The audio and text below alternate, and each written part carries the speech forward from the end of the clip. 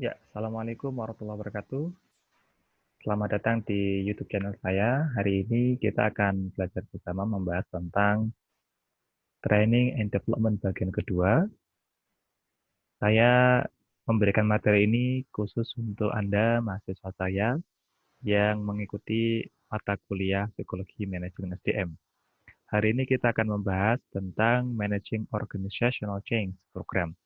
Jadi asumsinya adalah Anda sudah melakukan rekrutmen, Anda sudah dapat aset terpenting perusahaan, dan setelah mungkin beberapa lama, tahun 2 tahun, perlu adanya perubahan organisasi. Nah, hari ini kita akan bersama-sama membahas tentang perubahan dalam organisasi itu. Yang kita bahas yang pertama adalah pengantar dari organizational change, kemudian bagaimanakah respon perusahaan atau apakah sebenarnya yang menjadi alasan orang-orang resisten terhadap perubahan. Karena memang biasanya dalam perusahaan itu ketika terjadi perubahan ada kalanya yang menolak, ada kalanya yang mau ikut berubah, dan ada kalanya yang memilih jalan aman. Kalau perusahaan ingin berubah ya ikut berubah, kalau tidak ya tidak begitu. Dan yang terakhir nanti kita akan membahas bersama tentang teori dari organizational change, gitu ya. Oke, tiga ini outline yang akan kita bahas. Kemudian silahkan tonton video ini sampai selesai.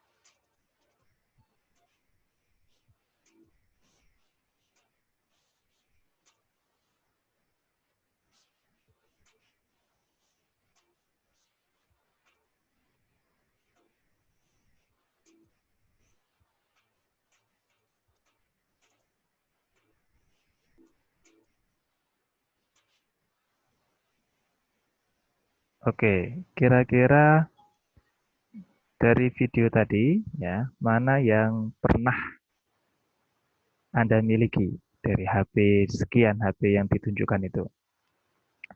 Di situ ada HP zaman dulu, ada zaman menengah, dan ada juga HP zaman sekarang. Nah, HP Nokia, barangkali ada di antara Anda atau orang tua Anda yang dulu pernah memiliki salah satu HP ini.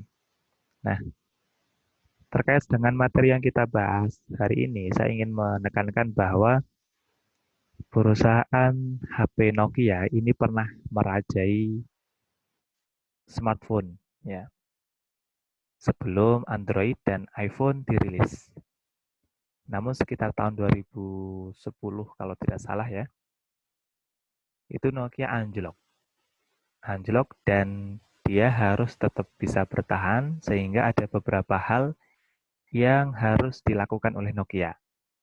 Karena perkembangan zaman pada waktu itu menuntut adanya teknologi baru, maka mau tidak mau Nokia pun melakukan serangkaian program perubahan dalam perusahaannya. Nah, pertanyaan saya kemudian adalah, what should we change? Apa yang harusnya kita ubah?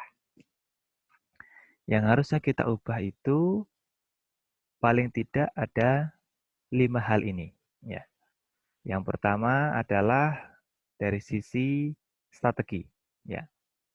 Kita tahu bahwa untuk mencapai sebuah tujuan, perusahaan perlu namanya strategi. Ya. Karena kalau tidak ada strategi, tidak ada cara untuk menuju tujuan tersebut, tidak mungkin perusahaan akan bisa mendapatkan tujuannya. Sehingga yang dilakukan oleh Nokia untuk apa? Untuk mendapatkan tujuannya adalah mereka melakukan partnership kerjasama dengan Microsoft.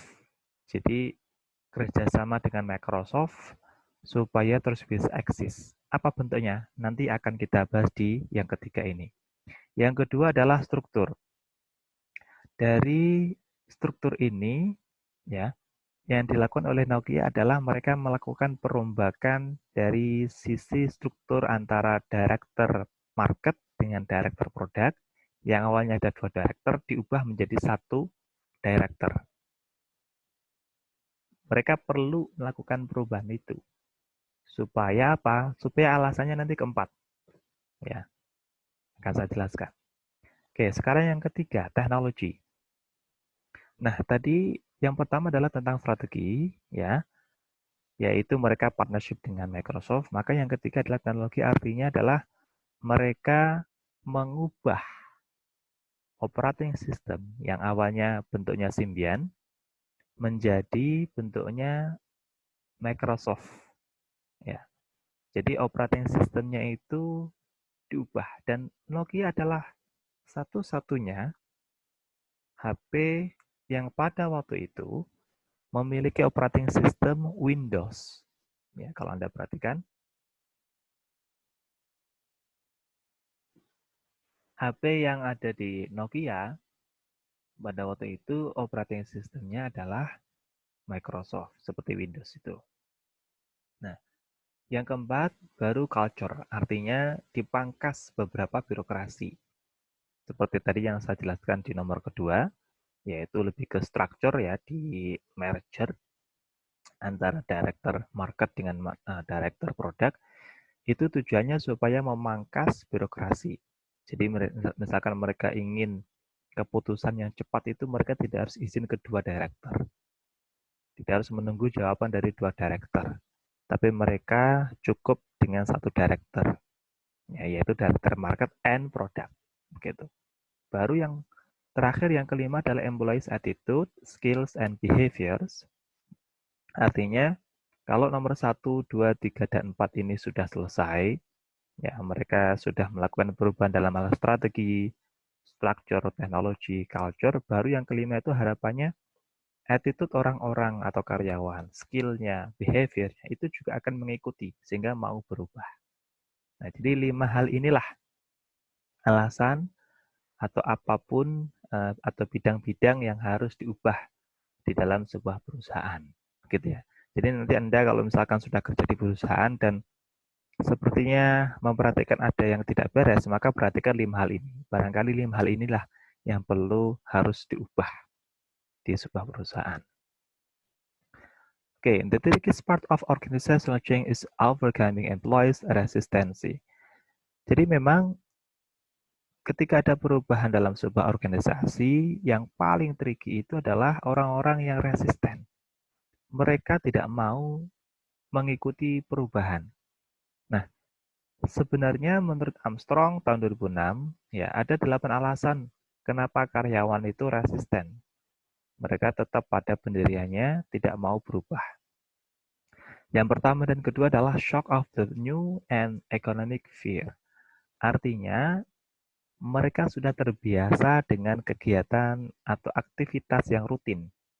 Mereka sudah merasa nyaman dan tidak ingin keluar dari zona nyaman. Mereka khawatir, takut, kalau misalkan nanti mengikuti perubahan akan kehilangan pendapatan. Gajinya tidak akan dapat. Ya, jadi mereka takut dengan adanya perubahan itu. Yang ketiga dan keempat adalah inconvenience fear dan uncertainty fear. Artinya apa? Khawatir, takut. Kalau nanti berubah, merasa tidak nyaman. Kalau nanti berubah, ada ketidakpastian. Iya, nanti kalau misalkan saya masih bisa menikmati tunjangan. Iya, nanti kalau misalkan saya masih ketika berubah, masih diberikan fasilitas. Kalau tidak, bagaimana? Ya, jadi ketakutan itu yang kemudian menjadi alasan kenapa karyawan resisten terhadap perubahan. Yang kelima dan keenam adalah threat to status or skills and competency fears. Artinya, karyawan ini merasa kalau nanti harus mengalami perubahan, mereka khawatir keterampilan yang selama ini mereka gunakan itu akan terabaikan. Contoh misalkan seorang dosen yang dia terbiasa menulis dengan papan tulis kapur. Begitu ada perubahan dalam instruksi rektor, yaitu harus menggunakan kuliah online, mereka harus menggunakan teknologi, mereka tidak terbiasa dengan itu. Nah, mereka khawatir kebiasaannya, keterampilannya dalam hal menulis di papan tulis itu jadi tidak berlaku lagi. Sehingga mereka merasa perubahan itu akan dianggap bisa menurunkan keterampilan mereka, bisa menurunkan status mereka. Mereka juga takut kalau adanya perubahan itu harus memaksa mereka belajar lagi kepada hal yang baru.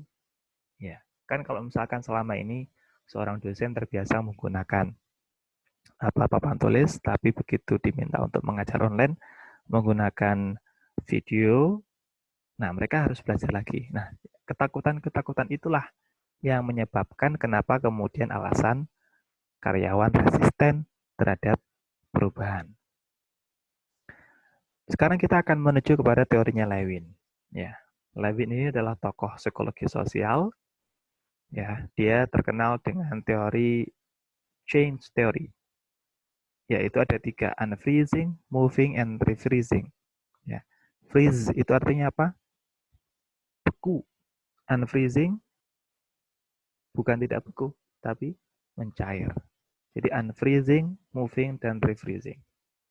Nah, unfreezing dan moving serta refreezing sebenarnya dilakukan oleh seseorang itu karena ada 2 alasan. Ya, jadi ada 2 dasar pemikiran. Semua perilaku organisasi merupakan produk dari 2 kekuatan, yaitu pertama, karena dia mempertahankan status quo. Status quo itu apa? Status quo itu contohnya begini, Anda lihat ada seorang pemimpin, dia terus saja menjadi pemimpin, itu namanya status quo. Menjadi presiden sampai bertahun-tahun, itu namanya status quo. Ya. Atau dia ingin menekankan memang adanya perubahan. Nah, bagaimana caranya kita supaya bisa mengajak orang untuk mau berubah? Ya, maka yang menurut Lewin, ya, melakukan 3 tahapan ini, unfreezing, moving, refreezing. Apa itu? Unfreezing adalah meminta seseorang ya mencairkan suasana dengan cara menganggap bahwa masalah yang sedang dihadapi amatlah sangat genting. Contoh COVID-19. Ya, COVID-19 ini dihadapi oleh semua negara. Dan setiap negara, pemimpinnya selalu mengatakan bahwa ini adalah masalah penting. Ini masalah genting, dan ini adalah masalah yang sangat urgent, harus kita hadapi bersama-sama. Bukan lagi tugas negara, tapi tugas setiap rakyat, setiap masyarakat. Tujuannya apa? Mereka ingin memobilisasi komitmen. Ya, mereka punya datanya, setelah tahu datanya, baru kemudian masyarakat akan percaya, oke, ini adalah masalah penting yang harus dihadapi bersama.